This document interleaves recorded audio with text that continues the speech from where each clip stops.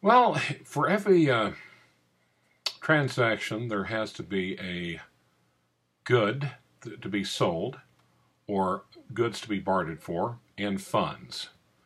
So one person has one item, the other person has an equivalent, hopefully, amount of funds to purchase the item or a equivalent item to barter for or exchange.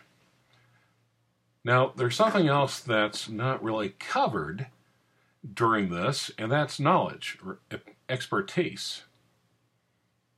You know, I hate to say it, but knowledge is kind of the great equalizer, or in a transaction, or it can be the great unequalizer. So, you know, it's important. It's important if you're going to do a luxury watch, do your homework. Do your homework, gather up your smarts, because if you don't do your homework, if you don't bring your A game horologically and expertise to the table, you know, you're either going to bring extra knowledge or going to bring extra money. I'd rather bring the extra knowledge. So now, in a lot of times, if one person has a lot more knowledge or expertise than the other one in a transaction, that usually equates to just exploitation or the potential for exploitation. And that could matter. That doesn't really matter if the person with the person bringing the more smarts to the table is a buyer or a seller. Now, for instance, there are scavengers that go on Craigslist and other for sale sites. Now, there's a kid in Dallas, and we've dealt with each other a couple of times. I'm not going to give him free publicity, but I'll just call him Sharko. Now, Sharko is a sharp kid. He is razor sharp, and pretty much this is how he makes a living, is just going around and buying and selling items of value on Craigslist. He's like a jeweler without a jewelry store.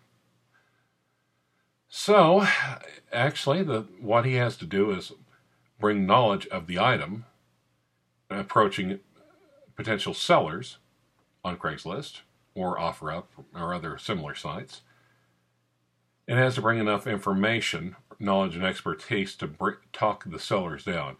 You know, when you're selling something privately, you're wanting to get used retail for it. His job is to go in and to talk you down and to get your item for used wholesale so he can get used retail on it. So, you know, great work if you can get it, but you really have to be sharp and you have to bring a lot of knowledge to the table. Now, of course, and that's also the seller. If the seller has a lot more knowledge or expertise than the buyer, then of course the buyer is going to get taken advantage of or took, or not get the best deal possible. And obviously, the biggest people at that, the best practitioners of the games, are jewelers. Kind of like Sharko, they have to beat you down if they want to buy your item, and then take the same item, put it on their magical, wonderful shelves, and the piece of crap that you just sold them becomes elevated into a piece of fine horological art, an heirloom. So, you know, there are ways to get around that. Number one is to do the item, do the knowledge yourself, do the homework.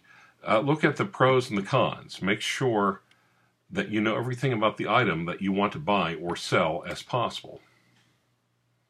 There's even a way to kind of level the playing field even with the jeweler. What I found is that jewelers who are selling items count on people coming in to buy items or people coming in to sell items, not both. So if you have to short sell something to a jeweler or a used watch guy, go into their shop a day or two before you have the item. Ask questions about it, about your item. say, well, in this case, let's just say you've got a Polar Explorer 2. I'm looking for a Polar Explorer 2, the smaller one, the 165 whatever, the Polar, like ArchieLuxury says. How much? Do you have any of those available? No. How long has it been since you've had those available? Ask. Soak in all the information you can from them. And if they have one, better yet, ask every question you can about it. So what year is that one? What kind of condition is it in? Has it been serviced? Do you have anything showing? Was it done in-house, or was it done at a service center? Do you have documentation showing it was serviced? Do you have box and papers for it? What kind of overall condition is it in? If you were to send this over to Bob's Watches, what condition would Bob's rate it at? So, okay, a 165/70 from 2005, that's in average or very good condition. You're selling with no box and papers. Or, okay, the box that you're providing, the papers that you are providing, sells for $7,500. Okay. Nice thing is, go back in a couple days later with your Polar Explorer. And that way, when the jeweler tries the little, here down the street, it's Cheap Charlie. And like I said, and I understand Charlie has to eat. I understand that perfectly, but I'll be goddamned if I'm going to feed him filet mignon. Charlie can suck it up, lower the price, and have a hamburger, as far as I'm concerned. So when Cheap Charlie pulls his little case of, or Sharko for that matter, well, unfortunately, it doesn't have this. Unfortunately, it doesn't have this. Well, that's funny. You don't have any of these in stock, so you evidently have no problem selling them. The last time I checked, you had one in stock. You sold it for this much. Or, that's funny, you've got one that's a year older than mine that doesn't have box and papers, that appears to be in the same condition, that you don't have any service paperwork, and you're saying mine's worth $4,000, but you're selling that one for $79,000 plus tax. You need to do better than that. So anyway, it's kind of the reason why a lot of the online folks don't buy and sell from the same people. I love Christian. I love Christian from Theo and Harris, and I love reading about the articles of Dinky. But they don't buy items from their readers. They don't buy items for their fans and enthusiasts, and it makes perfect sense when you think about it. Because if Christian was to, if you found an item that you're excited about and you want to sell to Christian, and he tells you it's a piece of crap, or beats down the value of it, if you were to turn around 2 weeks later and see it on his site and see him talking about how wonderful and marvelous it is, you'd probably be a little upset. And I can't, so jewelers can't really have their buyers and their sellers in the same room with each other. They want to keep those people separate. The other thing is, a lot of times the scavengers as well, the Sharkos of the world, the scavengers, the pickers or whatever, they count on people not knowing what they're selling. It's exploitation, let's be honest. But on the other hand, you don't have a duty to educate. You don't have a duty to educate the other party. It's caveat emptor, let the buyer beware. Or in this case, let the seller beware. So if you are selling something and you haven't taken the research, the time to really look it up, check it out, authenticate it, or verify its value, that's kind of your own fault. So is there, have you ever had a transaction where you could tell there was a knowledge gap? I was thinking about trading at one point my Submariner, not my Submariner, sorry, my Yachtmaster to Sharko. And obviously I could, we talked about possibly trading for the JLC he was offering and still is offering. And I quickly heard the silence. I could almost literally hear the adding machine being, and it breathed far too quickly. Fortunately, Fortunately, I had enough sense to realize that if he agrees to it that quickly, it probably wasn't a good deal for me. Also, one of the things you also have to realize about is, people talk about, Clyde, you're stuck in Rolex. Well, I kind of halfway know Rolex. I kind of know what they go for. I study that a lot. I see what they go for new. I see what they go for used. I'm aware of the scams out there. I'm aware of what's popular and what sells and what doesn't.